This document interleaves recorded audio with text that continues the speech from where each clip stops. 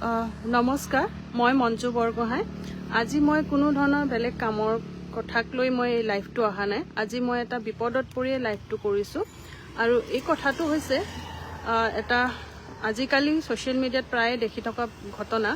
গতিকে এইটো ঘটনা আজি আমাৰ ঘৰত হৈছে বা আমাৰ লগত হৈছে আৰু প্ৰায় হৈ থকাই দেখিছোঁ বহুতৰ লগত। আজি মই ক'ব খুজিছোঁ যে যোৱা 10 তাৰিখে শনিবাৰে মোৰ ভাইটি প্ৰশান্ত বৰগোহাঁই অসম আৰু অৰুণাচল সীমান্তত থাকে। তেওঁলোকে ডিষ্ট্ৰিক্ট নামচাইত। আমি অসমতে জন্ম হৈ আমি অৰুণাচলত দেউতা কৰ্মসূত্ৰে আমাৰ ঘৰ আছে অৰুণাচলত। জাষ্ট অসম আৰু অৰুণাচলৰ সীমাতে থাকে।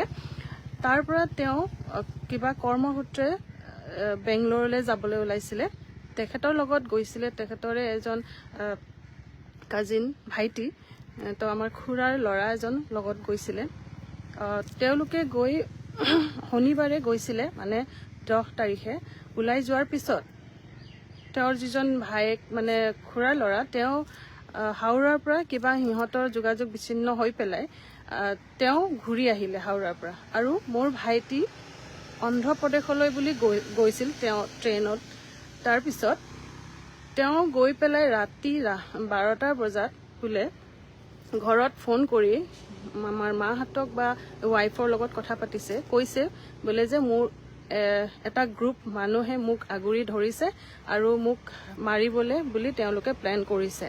কথাটো কি কথা কি বতৰা এইটো নাজানো। তেওঁ ইমান ডিটেইলছত ক'বলৈ সুযোগ দিয়া নাই চাগে, তেওঁলোকে কি কাৰণে হ'ল ঘটনাটো। তাৰপিছতে কোনো ধৰণৰ কথা নাই, যোগাযোগ নাই। তাৰপিছত শেষ কলটো যোৱাকালি মানে 13 তাৰিখে ৰাতিপুৱা 4:30 বজাত, মানে 4:23 লাষ্ট কল আহিছিলে তাৰ নম্বৰৰ পৰাই ঘৰলৈ, যে কৈছে বোলে মোক এতিয়া তেওঁলোকে পুৰা মাৰিবলৈ মানে কাটিবলৈ যা যোগাৰ কৰি লৈছে। আৰু তেওঁলোকে গোটেই দাৰা লাঠি লৈ পেলাই আৰু ধূপ ধূনা জ্বলাই লৈছে মোক মাৰিবলৈ। কাৰণটো কেলে আমি একো বুজি পোৱা নাই, বা মানে ঘৰতহে কথা পাতিছিলে। তেওঁলোকে সি সুধোতে তেওঁক কান্দি কান্দি ফোন কৰিছে যে মোক এতিয়া কেনেকে কি কৰিম, মোক আৰু দেখা নাপাবি। গতিকে তেওঁ তেনেকে কান্দি কান্দি বোলে ফোন কৰিছে। তাৰপিছত তেওঁলোকে বেলেগ কাৰণটো সুধিতে একো কাৰণ কৰিবলৈ দিয়া নাই, তেওঁক মানে একো পেচাব কৰিবলৈ যাবলৈ দিয়া নাই, একো খাবলৈ দিয়া নাই, বোলে একো ধৰণৰ মানে ক'তো হিলিবলৈ দিয়া নাই। তেনেকুৱা এই ধৰণৰ ঘটনা প্ৰায় আজিকালি দেখা পোৱা যায়, গৈ আছে। মানে এতিয়া কথা হ'ল কি, আমাৰ ঘৰৰ মানুহখিনি যিহেতু একেবাৰে এটা গাঁৱৰ এৰিয়াত থাকে বা মই আছোঁ গুৱাহাটীত, এতিয়া কেনেকে ধৰণে কি যোগাযোগ ক'ত কৰিব লাগিব। এতিয়া থানাতো বাৰু FIR এখন দিছে, কৈছে, কিন্তু তথাপিও মানে মই এপিল কৰোঁ যে আমাৰ এই কথাটো এতিয়া আমাৰ পাৰ্চনেল হৈ থকা নাই, এটা আমাৰ নৰ্থ ইষ্টৰ লগত প্ৰায় এনেকুৱা ঘটনাবোৰ হৈয়ে আছে। গতিকে যদি অসমৰ আৰু অৰুণাচলৰ CM sir Pema Khandu sir আৰু ডক্টৰ হিমন্ত বিশ্ব ছাৰে যদি কথাটো যদি অলপমান গুৰুত্ব দিয়ে, যদি কোনোবাই মানে লাইভটো আপোনালোকে যদি শ্বেয়াৰ কৰি দিয়ে, ঘটনাটো যদি পায় তেওঁলোকে নিশ্চয় কথাটো অলপমান চাব লাগে। এতিয়া আমি একো আঁতগুৰি পোৱা নাই, ক'ত যোগাযোগ কৰিব লাগিব। এতিয়া থানাত কৈছে তেওঁলোকে যোগাযোগ কৰিম বুলি কৈছে। এতিয়া কিমানখিনি সহায় পাওঁ বা পাব এইটো গম পোৱাই নাই, একো ধৰণৰ খবৰ এতিয়ালৈকে অহা নাই। কিন্তু মানুহজনৰ যোৱাকালিলৈকে ফোনটো লাষ্ট কল 4:23 আহিলে। এইখিনি কথা পতাৰ পিছত তাৰ ফোনটো ৰিং হয়, কিন্তু কোনো কল ৰিচিভ নকৰে। আৰু তেনেকৈ 3টা বজালৈকে, প্ৰায় 3টা-4টা বজালৈকে কল ৰিং হয়, কিন্তু কোনো ৰিচিভ নকৰে। তাৰপিছত মোবাইলটো ছুইচ অফ কৰি থৈ দিলে। এতিয়াও কোনো ধৰণৰ ৰিং মানে এতিয়া ছুইচ অফে হৈ আছে আৰু কোনো কণ্টেক্টে পোৱা নাই। এতিয়া মানুহজন জীয়াই আছে নে মাৰি পেলালে, একো আমি খবৰটো পোৱা নাই।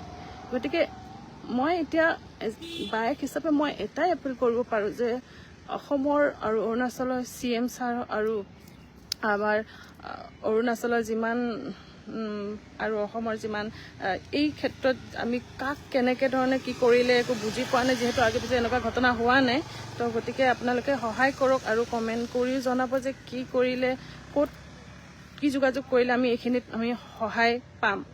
আৰু মানে মই এতিয়া কি ক'ম আৰু কি কৰিম একো উপায় পোৱা নাই, বা ঘৰৰ মানুহে একো উপায় পোৱা নাই। মা একেবাৰে হাহাকাৰ হৈ পৰিছে।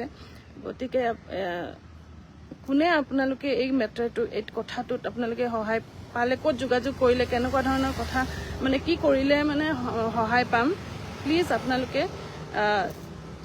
এই লাইভটো শ্বেয়াৰ কৰিব আৰু কথাখিনি প্লিজ কমেণ্ট কৰি বুজাই দিব বা আৰু মানে কি কৰিব লাগিব আপোনালোকে প্লিজ সহায় কৰক আৰু আজিকালি প্ৰায় অসমৰে বহুতো ঘটনা দেখিছোঁ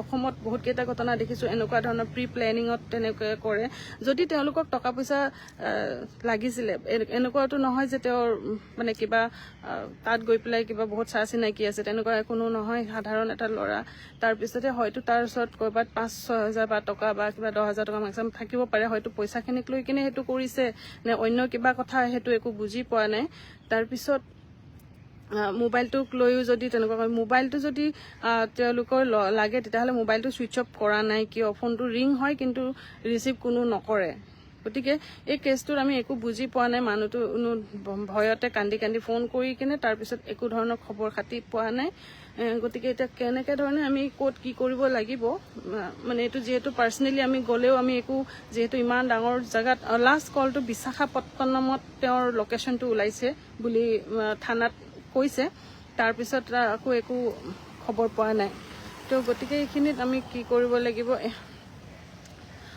এই ভাইটি মোৰ এনেকুৱা হৈ গ'ল হঠাতে কালি খবৰ পাইছোঁ যে এনেকুৱা কথা সেইটোৱে মানে একো মাথাই কাম কৰা নাই যে কি কৰিব লাগে তো গতিকে আপোনালোকক মই সকলোকে যিসকলে জানে শুনে তেওঁলোকক মই মানে কথাটো কৈছোঁ জনাইছোঁ যে এনেকুৱা ধৰণৰ ঘটনা হৈ আছে যিহেতু আৰু ঘটনা মানে এইটো বহুত ভয়ংকৰ ঘটনা হৈছে মানে বহুত বেছি ঘনাই হৈছে এনেকুৱা ধৰণৰ ঘটনা এইটোক লৈ বহুত বেছি ভয় লাগি আছে এতিয়া মানুহজন জীয়াই আছে নাই একো বুজি পোৱা নাই গতিকে মানে মই সকলোকে ৰিকুৱেষ্ট কৰিছোঁ যে যিসকলে জনা শুনা অলপ হেল্প কৰক